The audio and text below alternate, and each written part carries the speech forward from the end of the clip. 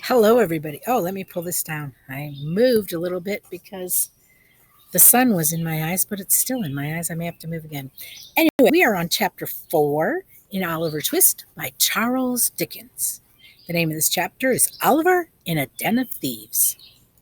The queer looking boy approached Oliver. Hello, what's the matter? He asked. Tears glistened in Oliver's eyes. I am very tired and hungry and have walked a long way, he said. I have walked for 7 days. Walk for 7 days? The boy expressed a bit of surprise. Then he said, You want food? And though I don't have much, you will get food. He helped Oliver to get up and took him to a shop where he bought ham and a loaf for Oliver. Then they went to a public house and they ordered beer. The boy kept looking at him while Oliver thoroughly enjoyed his meal.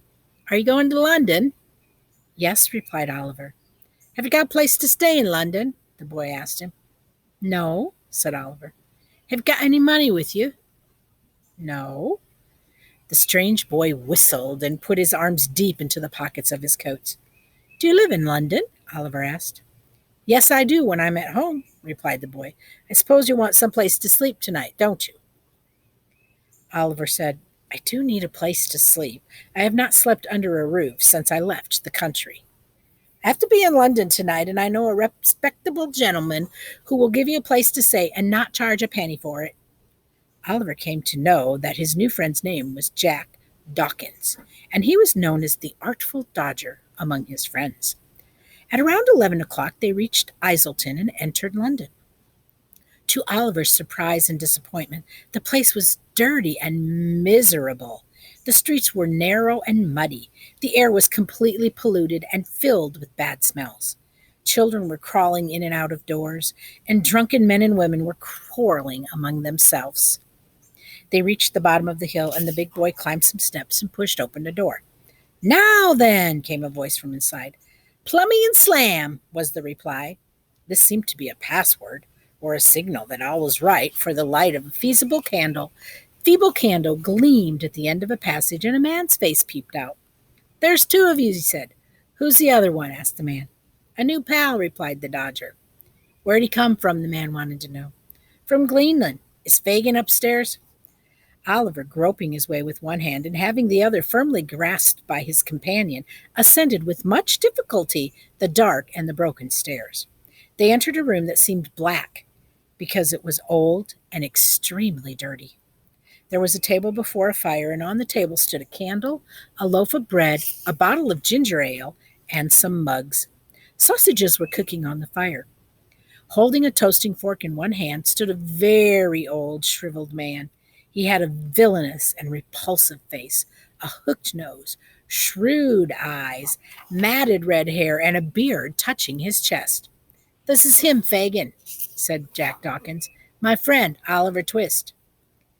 Fagin grinned, making a low bow to Oliver, took him by the hand, and hoped he would have the honor of his intimate acquaintance. There were 4 or 5 boys seated among the table. They were teenagers, but they had an air of adults. They were smoking long clay pipes. Some colorful silk handkerchiefs drying on a string were hanging in the room. Oliver had his dinner with hot gin and water. He slept on one of the sacks. Oliver stayed with Fagin and the boys, engaging in strange activities like removing marks from the handkerchiefs. Often he would watch a strange game played by Fagin and the boys. The old gentleman would place a snuff box, a handkerchief, or a spectacle case in one pocket of his trousers, a note case in the other, and wear a mock diamond pin in his shirt. Then he would pace the room in the manner of an old gentleman walking the streets at any hour of the day.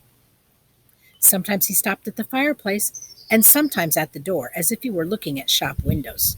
Sometimes he would look around for thieves, slapping his pockets as if wanting to find out if he had lost something.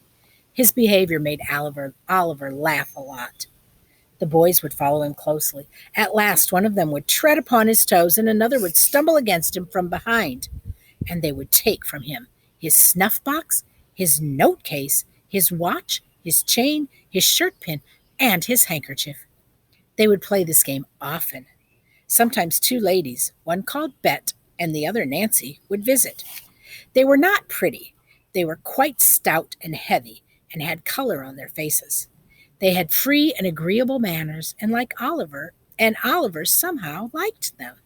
One of the boys, called Charlie Bates, was quite sprightly. One day Oliver happened to see Fagin take out a box from a trap in the floor. Unaware of being watched, Fagin drew out some gold watches, rings, brooches, bracelets, and other articles of jewelry from the box and examined them closely. There was a trinket among them. It was very small, and it lay on Fagin's palm. There was a miniature there was a minute, inscription on the trinket, and Fagin seemed to put all of his concentration to it. And that is the end of chapter 4. And if I could find my mouse, I could stop this video. Okay. I don't even know where my mouse is. There it is. I found it.